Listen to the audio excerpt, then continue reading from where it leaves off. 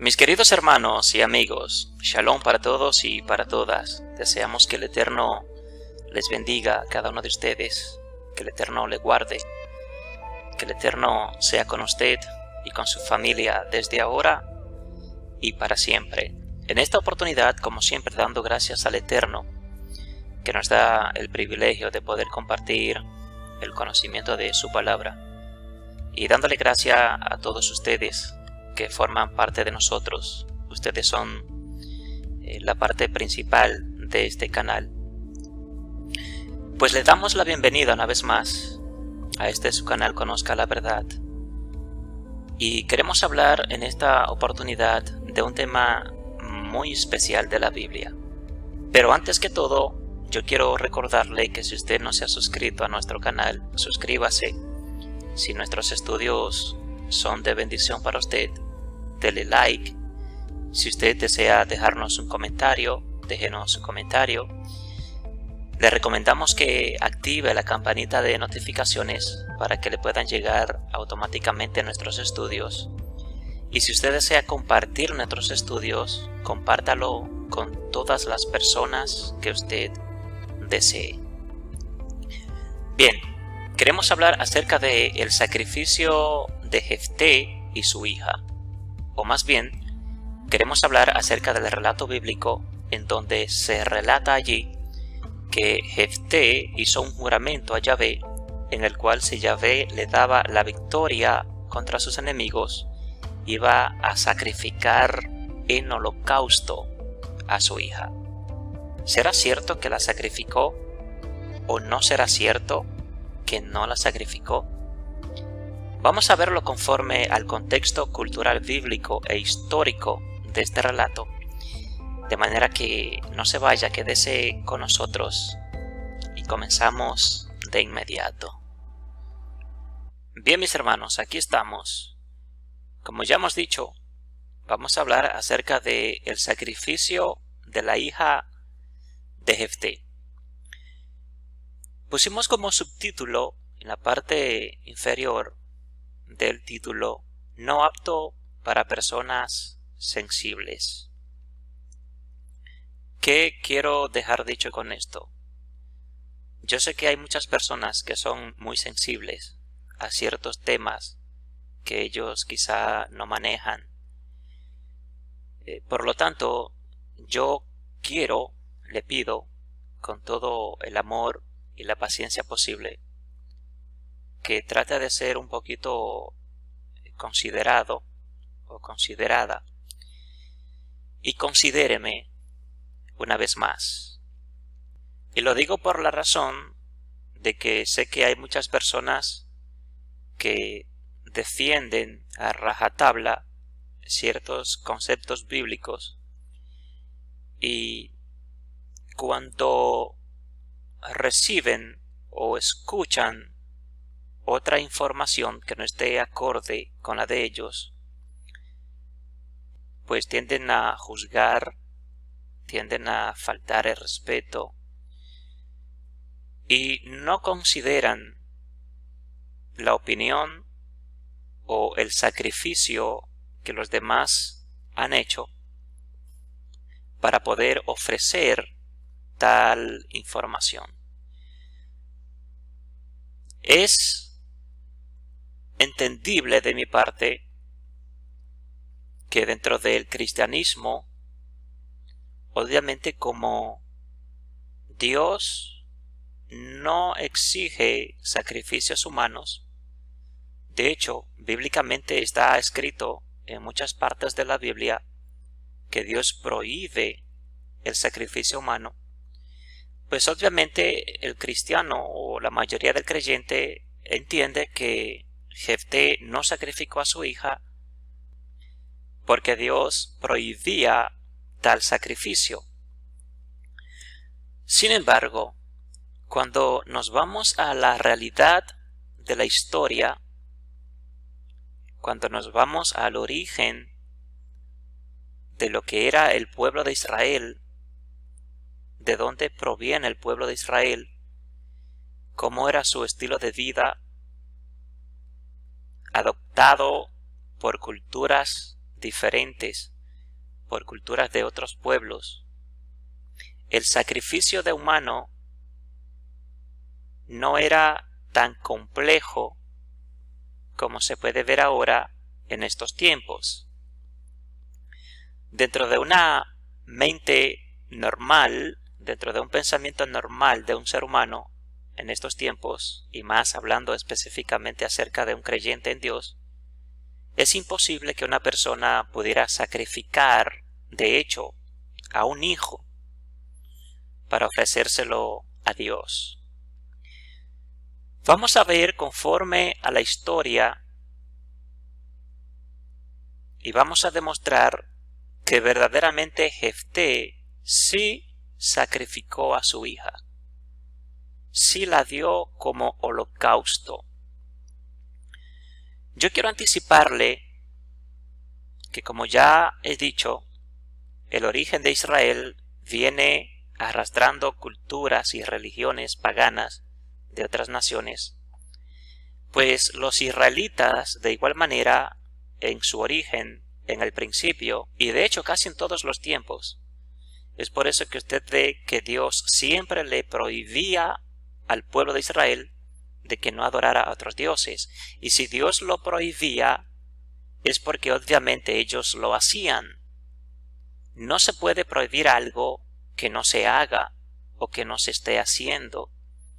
Entonces, si Dios le decía a ellos no adoren a otros dioses, es primero porque en verdad habían otros dioses y segundo porque ellos en verdad adoraban a otros dioses. Entonces, si Dios en su palabra, en la Biblia hebrea, prohíbe a los padres de que sacrifiquen sus hijos, pues obviamente es porque ellos lo hacían.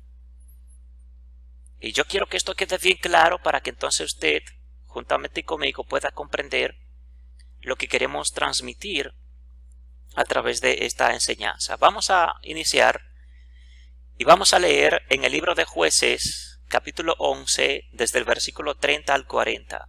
Usted se va al libro de Jueces y el capítulo 11 completo le está hablando allí acerca de la historia de Jefté, hijo de Galaad y de una mujer ramera. Fue desechado por sus hermanos, se fue a otro lugar. Luego, siendo Jefté un hombre guerrero de experiencia, Dios estaba con él, aunque era hijo de una prostituta, pero Dios estaba con él. El pueblo, al darse cuenta que Dios estaba con él, que era un hombre diestro, un hombre de experiencia en guerra, el pueblo en una ocasión se vio en una situación bastante difícil y tuvieron que apelar por Jefté, tuvieron que ir donde Jefté y pedirle de su ayuda. Usted lee y va a entender mejor la historia, pero yo quiero concentrarme en estos versículos para tener una idea central de lo que queremos presentar. Libro de Jueces, capítulo 11, versículo 30 al 40, tomamos la versión Reina Valera, dice de la siguiente manera: Y Jefté hizo voto a Jehová diciendo: Si entregares a los amonitas en mis manos, cualquiera que saliere de las puertas de mi casa a recibirme, cuando regrese victorioso de los amonitas, será de Jehová, y lo ofreceré en holocausto. Y fue Jefté hacia los hijos de Amón para pelear contra ellos, y Jehová los entregó en su mano. Y así fueron sometidos los amonitas por los hijos de Israel. Entonces volvió Jefté a Mizpa, a su casa, y he aquí su hija que salía a recibirle con panderos y danzas. Y ella era sola, su hija única. No tenía fuera de ella hijo ni hija. Y cuando él la vio, rompió sus vestidos, diciendo: ¡Ay, hija mía! En verdad me has abatido, y tú misma has venido a ser causa de mi dolor, porque le he dado palabra a Jehová, y no podré retractarme. Ella entonces le respondió: Padre mío, si le has dado palabra a Jehová, haz de mí conforme a lo que prometiste, ya que Jehová ha hecho venganza en tus enemigos con los hijos de Amón. Y volvió a decir a su padre: Concédeme esto, déjame por 2 meses que vaya y descienda por los montes y llore mi virginidad, yo y mis compañeras. Él entonces dijo: Ve. Y la dejó por 2 meses. Y ella fue con sus compañeras y lloró su virginidad por los montes. Pasados los 2 meses volvió a su padre, quien hizo de ella conforme al voto que había hecho. Y ella nunca conoció varón, y se hizo costumbre en Israel que de año en año fueran las doncellas de Israel a endechar a la hija de Jefté Galadita 4 días en el año. Bien, aquí está la historia. En primer lugar, tenemos que darnos cuenta que Jefté prometió y dijo: y lo ofreceré en holocausto. No hay otra forma de definir esta expresión si no es bajo el entendimiento de que debía ser sacrificada la persona, el animal o cosa, en el fuego. Debía ser quemada, debía ser calcinada en el fuego. No hay otra forma de definir la palabra o la expresión lo ofreceré en holocausto. Ese es el primer punto. Lo otro es que, como ya hemos dicho, dentro del pueblo cristiano se cree que Jefté no la sacrificó porque Dios no recibía sacrificios humanos. Pero como ya hemos dicho, en el principio, en el pueblo de Israel, era prácticamente normal dentro del culto religioso los padres ofrecer a uno de sus hijos, principalmente al primogénito, en holocausto, sacrificado en el fuego. Y casi siempre, aunque se lo dedicaba a Jehová o a Yahvé, pero lo hacía siempre a través de otro dios que era el dios Moloch. Vamos a hablar de manera breve acerca de Moloch un poco más adelante para que usted tenga una idea de lo que queremos decir. ¿Por qué los israelitas hacían estas prácticas? Obviamente porque la tomaban de otras naciones, de otras culturas, y como dijimos en el principio, los israelitas en el principio, en su origen, ellos no eran monoteístas, ellos eran politeístas. En otras palabras, aunque ellos reconocían a Yahvé como el Dios supremo, pero reconocían a otros dioses en la cual también ellos les servían a esos dioses.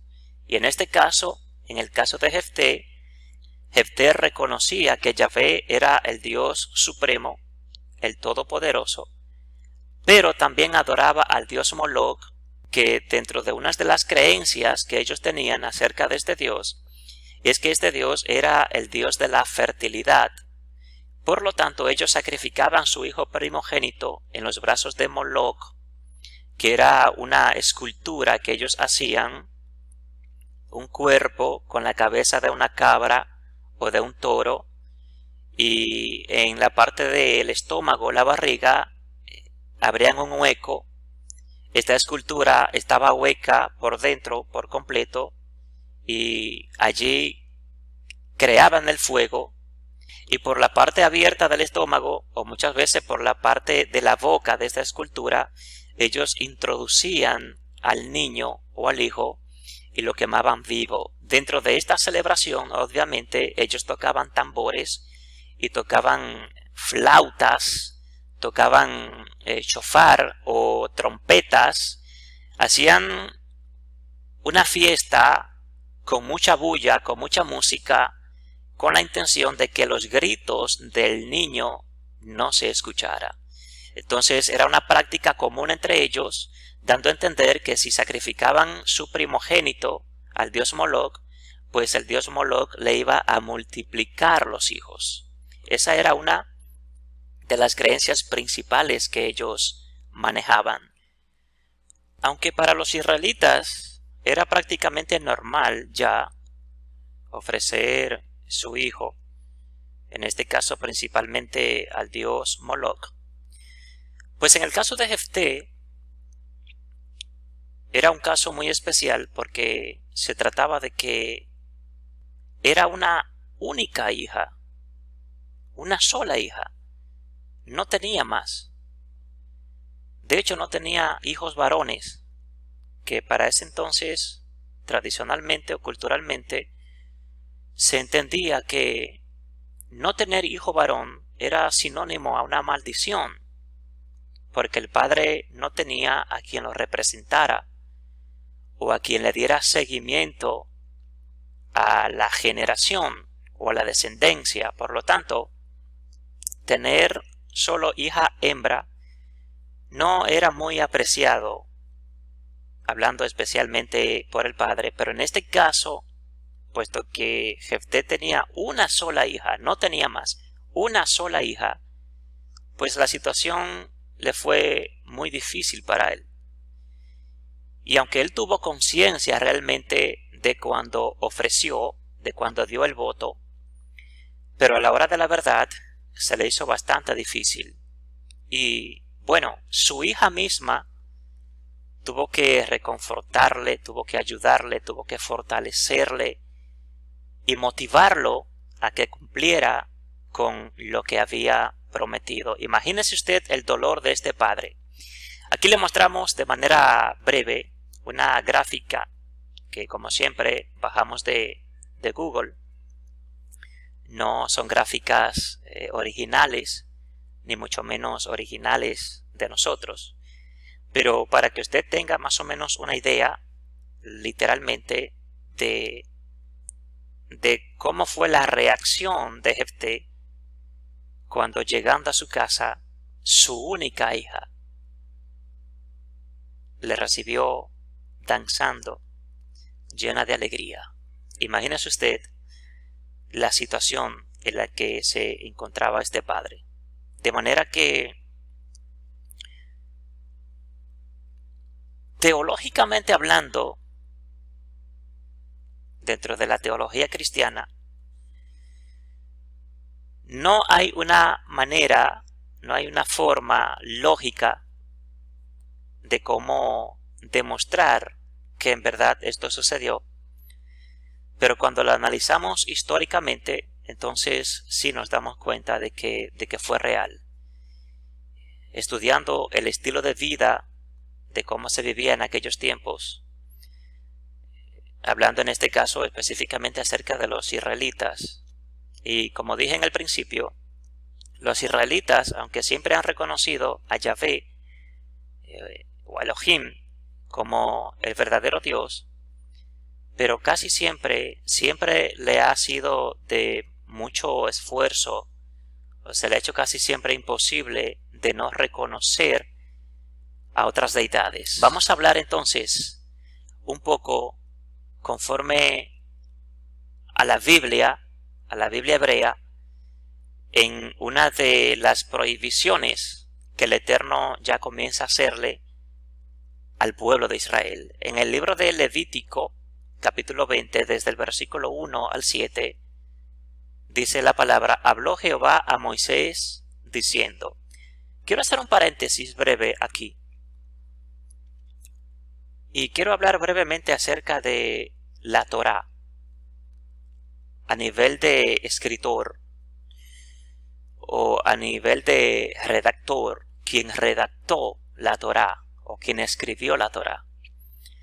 Aunque dentro de la teología cristiana y dentro de la teología rabínica también se cree que Moisés fue quien escribió la Torá, cuando analizamos los textos y analizamos la historia, nos damos cuenta de que realmente no fue Moisés quien escribió. Y esto lo podemos demostrar de una forma sencilla. Por ejemplo, en el caso de Levítico, en el caso de Deuteronomio, de Números, usted siempre va a ver que en el principio siempre el libro comienza diciendo, habló Jehová a Moisés diciendo. O sea, que aquí se está hablando directamente de que existió una tercera persona. Y que esa tercera persona fue la que se encargó originalmente de escribir o de redactar los escritos de la Torá. La Torá, que se compone de 5 libros, ella misma, la Torá, también se compone de 4 fuentes diferentes. Esas 4 fuentes diferentes están constituidas por la fuente yavista, por la fuente eloísta, por la fuente deuteronomista y por la fuente sacerdotal. O sea, queremos dejar claro con esto, diciendo, confirmando, que Moisés no fue quien realmente escribió la Torá, sino que la Torá fue una recopilación que se creó de varios escritos que provenían de 4 fuentes diferentes.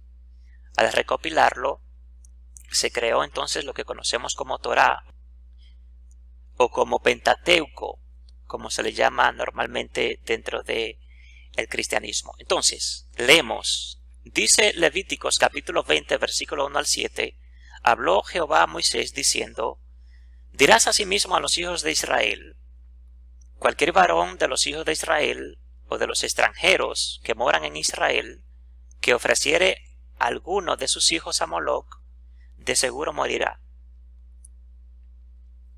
El pueblo de la tierra lo apedreará, y yo pondré mi rostro contra el tal varón, y lo cortaré de entre su pueblo, por cuanto dio de sus hijos a Moloc, contaminando mi santuario y profanando mi santo nombre.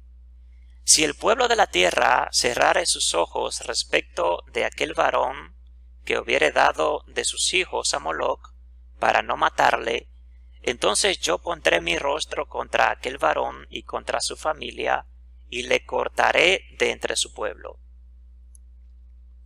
Con todos los que fornicaron en pos de él, prostituyéndose con Moloc, y la persona que atendiere a encantadores o adivinos para prostituirse tras ellos, yo pondré mi rostro contra la tal persona y la cortaré de entre su pueblo.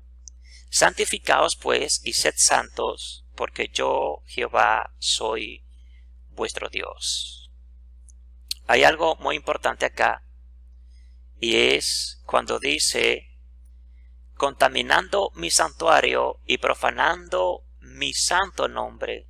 Entonces da a entender, obviamente, que en el santuario que los israelitas le habían construido a Jehová o a Yahvé, juntamente en ese santuario también tenían otro santuario, y en este caso el santuario del dios Moloc. Los israelitas siempre han adorado a otros dioses desde el principio. Podemos ver que adoraban a Baal, el dios de la lluvia, también lo tenían como el dios de la prosperidad a nivel de agricultura, pero antes de Baal también adoraban a otro dios que le llamaban el dios El. También adoraban al dios Moloc, y dentro de todos estos dioses adoraban también a otros más, que más adelante vamos a ver a otro de ellos. Entonces, cuando Dios dice, contaminando mi santuario y profanando mi santo nombre, da a entender claramente que es que en el santuario, en el altar que ellos habían construido a Yahvé, en ese mismo altar también habían construido otros altares a otros dioses. Por eso es que cuando usted va al libro de Ezequiel, usted va a leer allí que Dios en visión lleva a Ezequiel al templo donde se construyó el templo para Yahvé. En ese mismo templo ellos también habían hecho otras esculturas, habían hecho otros altares a otros dioses. Y de hecho habla en una ocasión acerca de la imagen del celo, que la tenían juntamente en el altar del Dios de Israel. Siempre el pueblo de Israel ha adorado a otros dioses, reconociendo la soberanía del Dios Yahvé, que para ellos en el principio era el Dios de la agricultura o el Dios del desierto. Amén. Ellos siempre adoraban a otros dioses. Bien, entonces, continuamos aquí y vamos a ver que también ellos adoraban a otros dioses, como ya le había mencionado. El dios Quemos, que se parecía también al dios Moloch. El dios Quemos, según Primera de Reyes, capítulo 11, 7, dice que Salomón construyó santuarios dedicados a Quemos al oeste de Jerusalén. El editor deuteronomista induce al lector en Primera de Reyes 11:7 a explicarse la construcción de los santuarios dedicados a Quemos en tiempos de Salomón como una obra edificada para algunas concubinas extranjeras del rey, para que éstas pudieran adorar a su Dios. De este modo queda implícito que la fe de Salomón en Yahvé no era firme. Sin embargo, es más lógico pensar que estos santuarios demuestran que la religiosidad de la época estaba marcada por el sincretismo. O sea, los israelitas siempre han adorado a otros dioses, aunque reconociendo, como ya hemos dicho, la supremacía del dios Yahvé. Aquí tenemos también una imagen del dios Moloch. Como decía hace un rato, ellos creaban una abertura en la construcción del dios Moloch, en la parte de la barriga o del estómago, y por ahí ellos introducían al hijo. Otras veces lo hacían por la boca de esta escultura, y otras veces también lo creaban o construían esta escultura al dios Moloch con los brazos hacia adelante, con los brazos extendidos, en donde los padres primeramente ponían al bebé en los brazos de este dios, allí hacían sus rituales y luego entonces lo introducían al fuego en medio del bullicio que creaban de esta música con tambores, con trompetas y cuantas cosas, como ya hemos dicho, para no escuchar el llanto, los gritos del bebé quemándose en el fuego. Entonces, el dios Moloch es representado como una figura humana con cabeza de carnero o de becerro, ya lo habíamos dicho en el principio, sentado en un trono y con una corona u otro distintivo de realeza como un báculo. Según la historiografía clásica y del siglo XIX, los sacrificios preferidos por Moloch eran los niños, especialmente los bebés, por ser los seres más impregnados de materia. Y obviamente, como los niños son tan inocentes, para ellos, los niños, a través de su inocencia, son seres puros, no contaminados. Ellos entendían que el dios Moloch recibía de una mejor forma a los niños debido a su pureza y a su inocencia. Bien, mis amados, continuamos entonces leyendo para que usted siga recibiendo información. Si usted no está de acuerdo con lo que nosotros decimos, pues obviamente le instamos a que usted estudie, que usted investigue, y no se conforme con lo que le han dicho, ni siquiera con lo que yo le estoy diciendo. Investigue, trate de buscar las fuentes más confiables posible para que usted pueda recibir una confirmación de lo que le estamos dando. Bien, una cosa puede ser lo que enseña la teología, pero otra cosa puede ser lo que enseña la historia. La teología es buena porque es el estudio que se encarga de querer mostrar a Dios, o de que el hombre pueda entender o conocer a Dios a través de la Escritura, pero se basa mucho en lo que es el pensamiento humano. La teología se basa mucho en lo que yo a través de los estudios pueda tratar de comprender, crear una propia exégesis o eisegesis, mi propia conclusión, y mostrar entonces de manera teórica lo que yo pueda sacar. Pero la historia, en realidad, como usted bien sabe, no hay que investigarla mucho, no hay que estudiarla mucho. La historia, ella misma se refleja, ella misma muestra lo que es y lo que no es. Bien, en el libro de Levítico, capítulo 18, versículo 21, bueno, veo acá que puse el número del capítulo 2 veces. Pido perdón por este error. Levíticos capítulo 18, versículo 21, dice la palabra: y no des hijo tuyo para ofrecerlo por fuego a Moloc. No contamines así el nombre de tu Dios, yo Jehová. ¿Se da cuenta? Jehová, Yahvé, lo está prohibiendo. Si Él lo está prohibiendo es porque obviamente se practicaba, se hacía. Y no hay que buscar, no hay que irse al libro más preciso en cuanto a teología se refiere para entender este versículo. Dios simplemente estaba prohibiendo algo que dentro del pueblo o dentro de la comunidad o la asamblea ya prácticamente era normal. Que no sea normal en estos tiempos, pues obviamente, claro está, no es normal, y es por eso que cuando teológicamente lo analizamos podemos decir no, Dios no acepta sacrificios humanos, por lo tanto Jefté lo que hizo fue que apartó a su hija, a lo mejor la envió para un convento, hablando en estos tiempos, y allí ella dedicó su vida al Señor, simplemente no se casó, no tuvo hijos, no. Eso se puede entender teológicamente, pero históricamente no es así. Históricamente Jefté sacrificó a su hija. Mire acá con respecto al dios Quemos.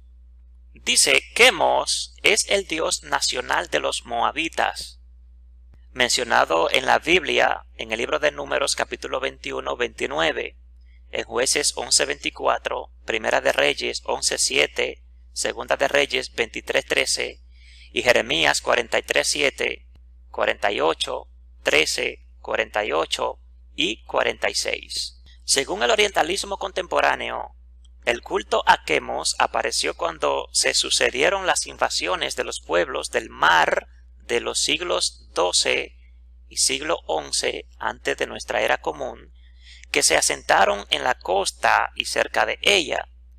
Se cree que el culto se originó en Levante, o sea, en Siria, una parte de Siria, en una de las primeras manifestaciones casi monoteístas semíticas, y más tarde fue trasladado a través del mar por los arameos y pequeñas minorías como los asmoneos semitas.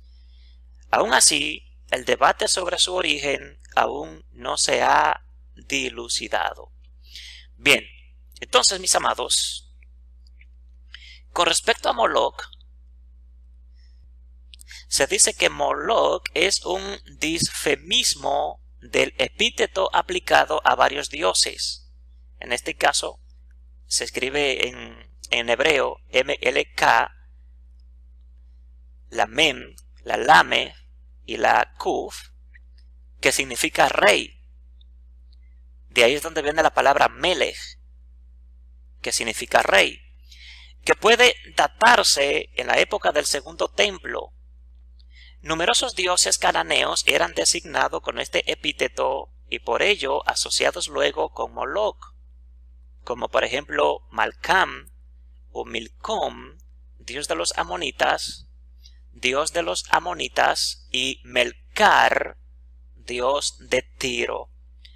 Tradicionalmente se ha interpretado Moloc como el nombre de un dios, probablemente denominado el rey, pero pronunciado a propósito como Molec en vez de Melec, utilizando las vocales de la palabra hebrea Boshet.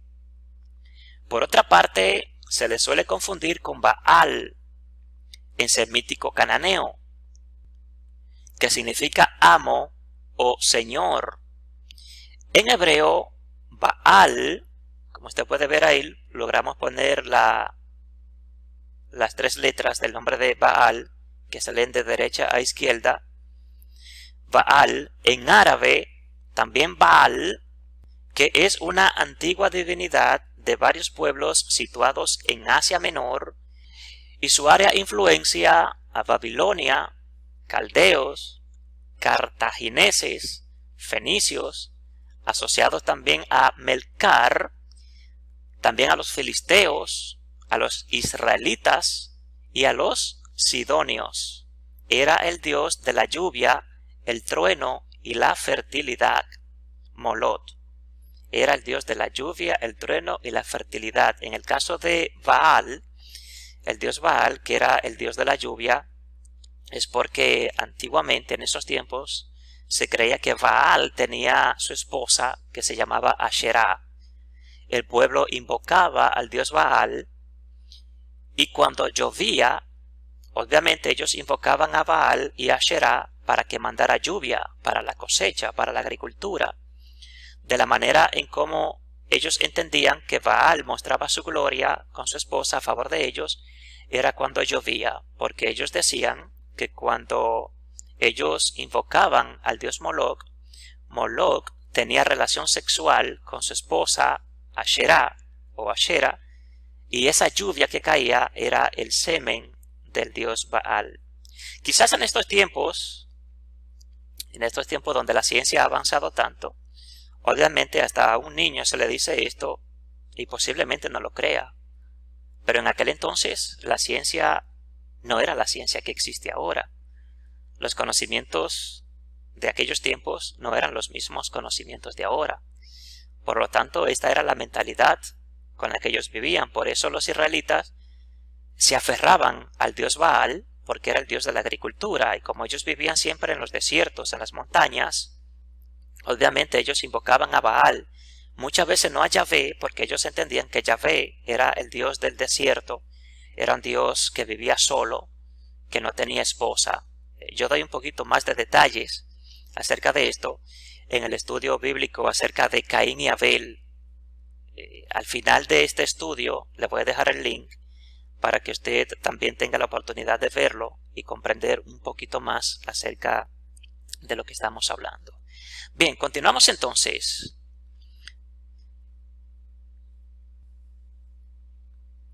En Primera de Reyes, capítulo 11, versículo 7, dice la palabra: entonces edificó Salomón un lugar alto a Quemos, ídolo abominable de Moab, en el monte que está enfrente de Jerusalén, y a Moloch, ídolo abominable de los hijos de Amón. ¿Se da cuenta? Salomón tenía a estos dos dioses también. Aparte de que tenía a Yahvé o a Jehová, también adoraba a Moloch y a Quemos.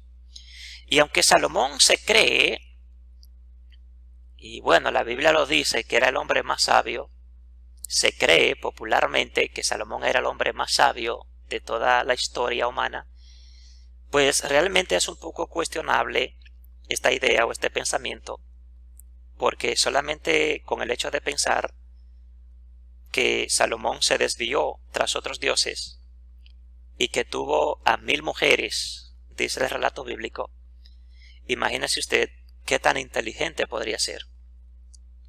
Imagínese usted qué tan inteligente podría ser Salomón si cuando Dios se le apareció a través del sueño, Dios le dio la opción de que pidiera lo que quisiera, y él lo que le pidió fue precisamente sabiduría. Entonces Salomón realmente no era tan sabio. Y de hecho, después de que Dios le diera la sabiduría que le dio, pues cometió tantos errores que en la Biblia ni siquiera los menciona. Así es que continuamos entonces. En el libro Primera de Reyes, capítulo 11, versículo 33, dice la palabra: por cuanto me han dejado, hablando Dios, por cuanto me han dejado y han adorado a Astoret, diosa de los sidonios. Astoret es la misma que Atarte, es la misma que Asherá, es la misma que hoy en día se adora como la Virgen María. Hello. No quiero entrar mucho en este tema para no desviarme, pero la tradición religiosa es la misma.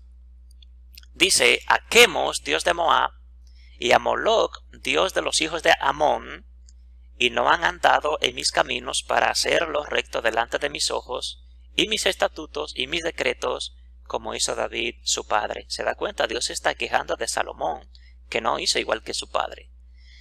En 2 de Reyes, capítulo 23, versículo 10, dice la Biblia: asimismo profanó a Tofet, que está en el valle del hijo de Hinnom, para que ninguno pasase su hijo o a su hija por fuego a Moloc.